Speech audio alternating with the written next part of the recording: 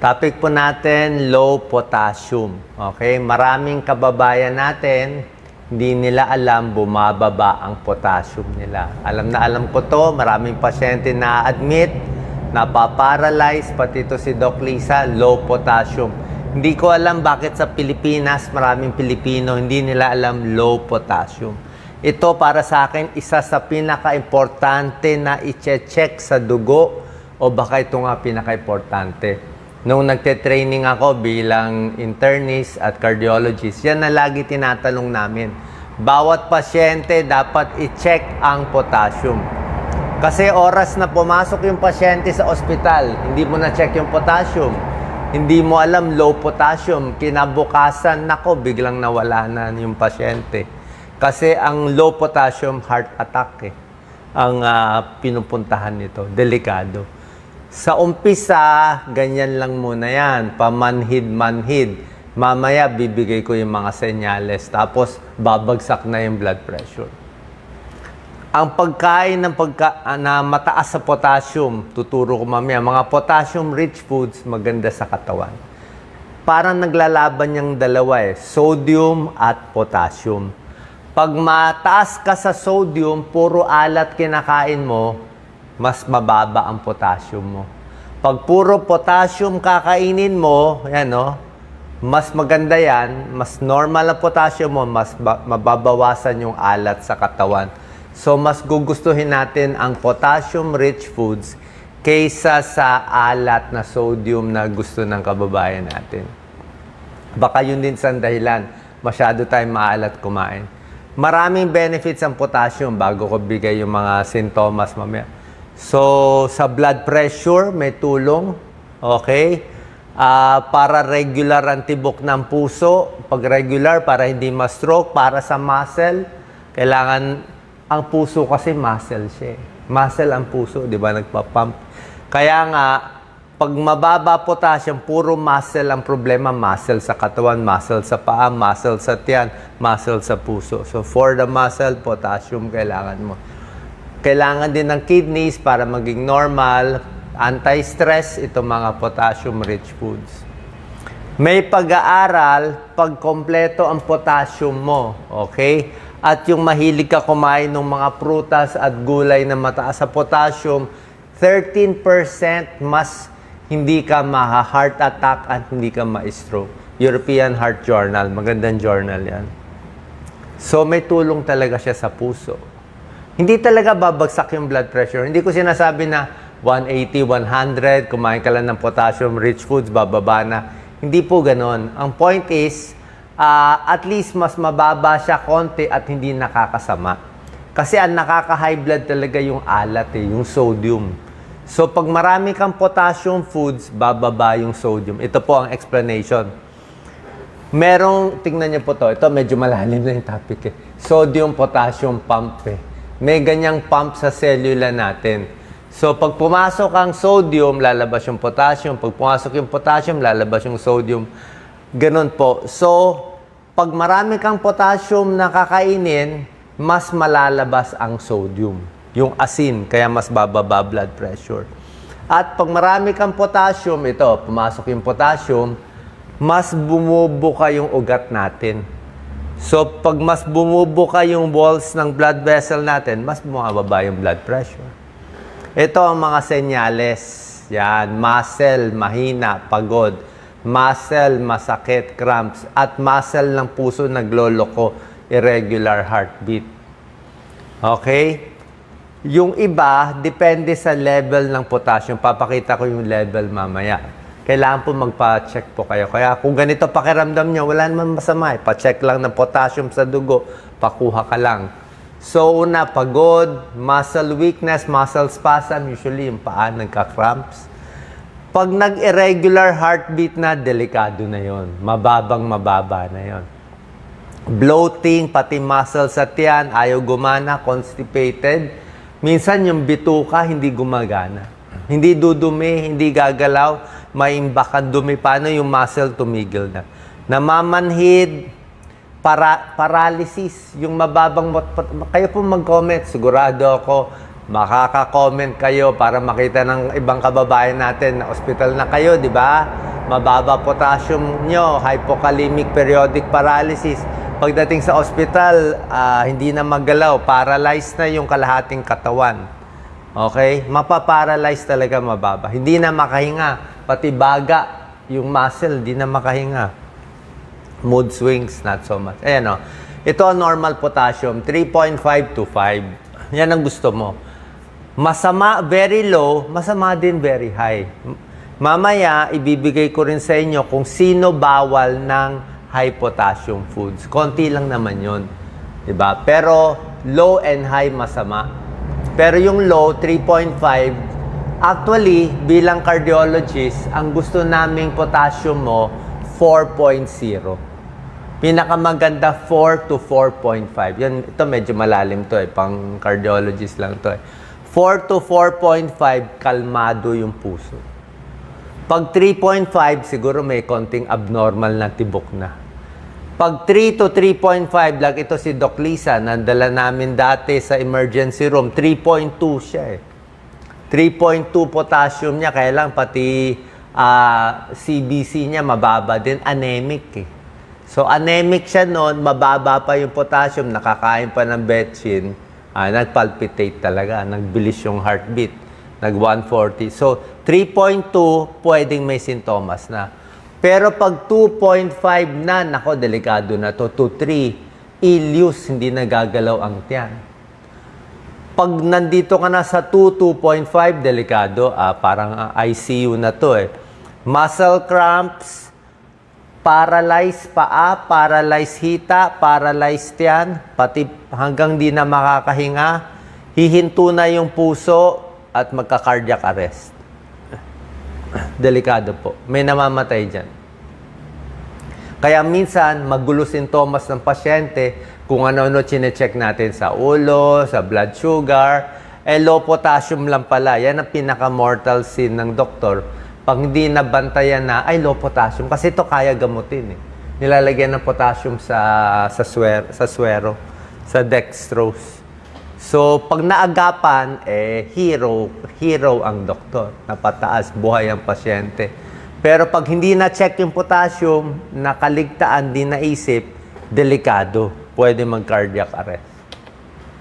Ganun ka-exciting at minsan mahirap maging doktor.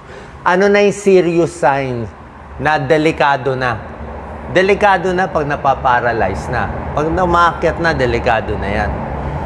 Pag hindi na nakakahinga, delikado na. Irregular heartbeat, delikado na Wheelchair na. Pataas ng pataas yan, gagapang ka na Weakness, umpisa pa lang. Constipated, nag-uumpisa pa lang. Fatigue, nag-uumpisa pa lang. So, ito yung mga 7 serious signs of hypokalemia. Ngayon, tatanungin nyo, bakit ang mga kababayan nating Pilipino, ang dami nag-hypokalemia? Okay?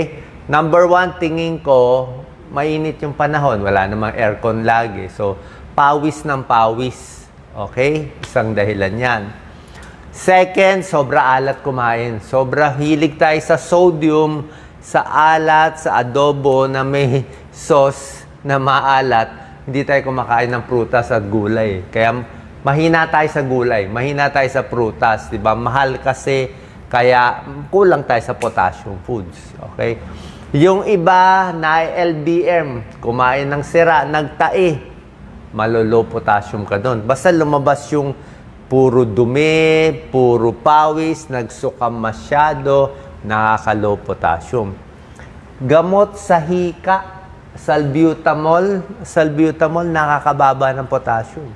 Kaya yung lagi nag-nebulize, yung sobrang nebulize, bumababa ang potassium. Wala naman choice kung may hika, may COPD, kailangan mag-nebulize. Pero tandaan mo, basta nagne-nebulize, bumababa ang potassium. Vomiting, trauma, nagtatae, yan. May sakit na, di ba, sobrang init rin dito, kaya mababa potassium. May sakit na, mas matindi pa, hypokalemic periodic paralysis.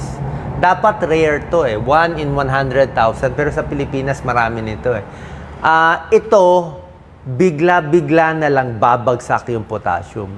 Ewan ko kung yung kay Doc Lisa ganito. Hindi naman siguro, pero kay Doc Lisa talagang prone siya bumaba. Kaya nga si Doc Lisa naka-maintain niya ng potassium tablet. Araw-araw na siya, 1 tablet. Hindi siya pwede walang potassium.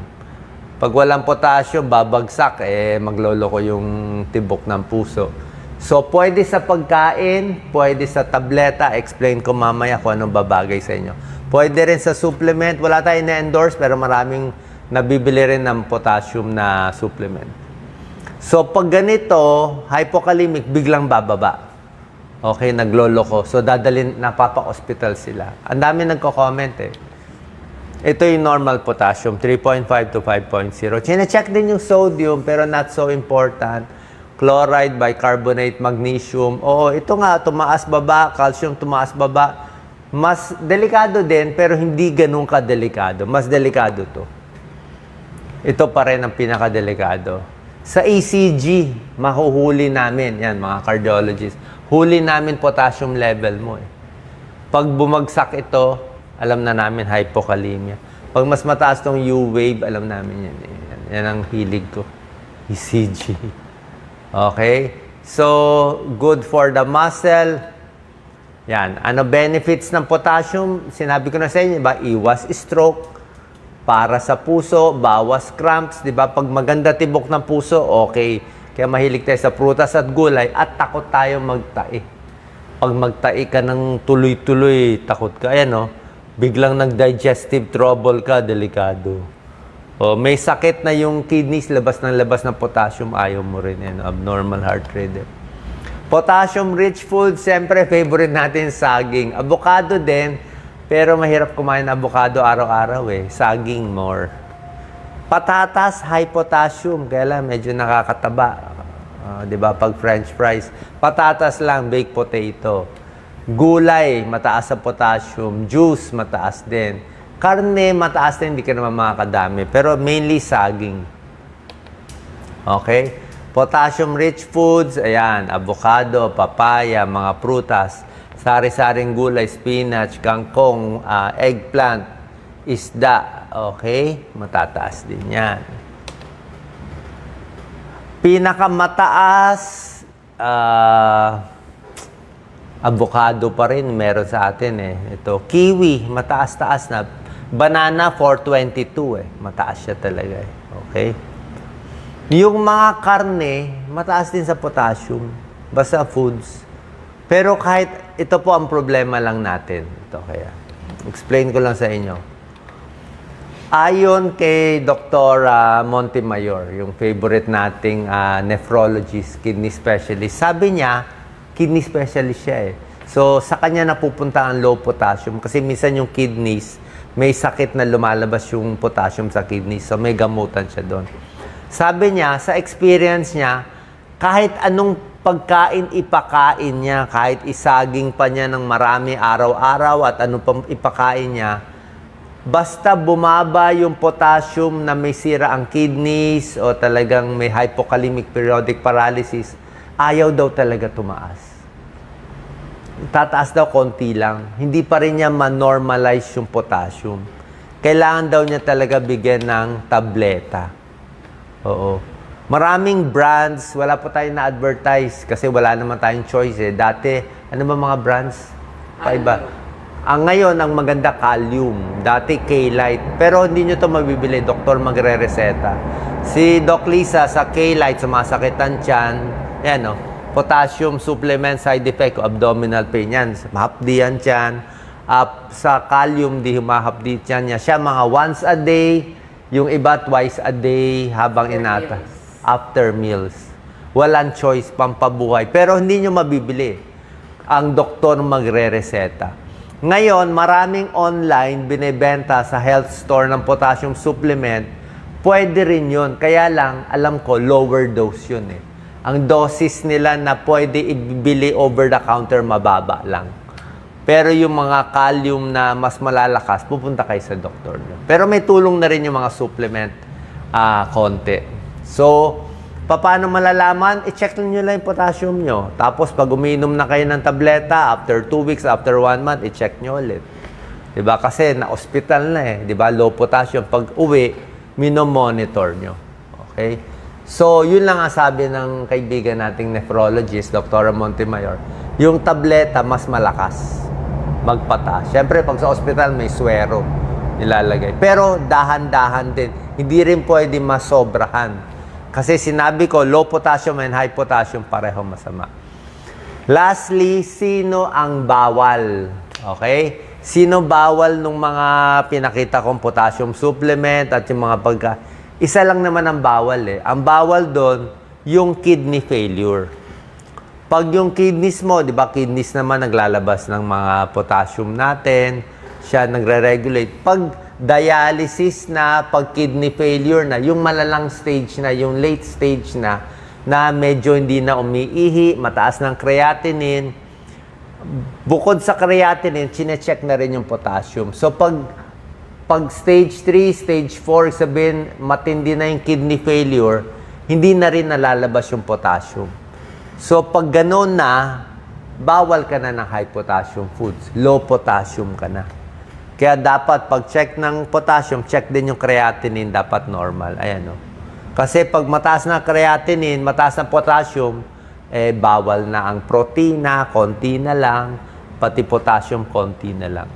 Yung mga nagdadialysis, depende. Usually, nililimit pa rin yung potassium kasi minsan yung makina ng dialysis, hindi rin naman niya matanggal lahat eh. Hindi pa rin niya magaya yung normal kidneys na kailangan natin maraming potassium. So, yan. Yung mga taong may high blood na umiinom ng ACE inhibitor or angiotensin receptor blocker, yung mga may high blood, nabigyan ka ng enalapril, captopril, lisinopril, o nabigyan ka ng losartan, valsartan, candesartan, itong dalawang gamot, nakakataas ng potassium konti. Okay? So, wala namang masama. Actually, maganda nga to, nakakataas eh. Pero the point is, kung nakakataas na to, babantayan mo lang na wala ka lang kidney failure din o yung pagkain mo rin ng potassium-rich foods. Para sa akin kasi basta okay ang kidneys mo, basta normal ang kidneys mo, kahit umiinom ka nito, maganda nga, nakakataas na nga automatically. Pero alerto lang tayo. Alam lang natin na itong dalawang gamot, maganda, nakakataas konti. So ayaw rin natin ma-overshoot na high. Pero ayaw mo rin yung low, di ba? Mas ayaw ko nga yung low. Kaya dapat sakto tayo. Tulad na sinabi ko, ang gusto kong numero ay 4 to 4.5. Saan ba yung numero ko? Andito yung numero ko eh. Yan. Yan ang gusto kong numero. 4 to 4.5. Ayokong mas mababa sa 3.5 at ayoko rin mataas sa 5.0. Okay? Pa-check po tayo sa nephrologist kung may problema sa potassium. Blood test lang. Creatinine, potassium, CBC. Pa-check nyo muna pag may abnormality. Punta po tayo sa ating nephrologist. God bless po.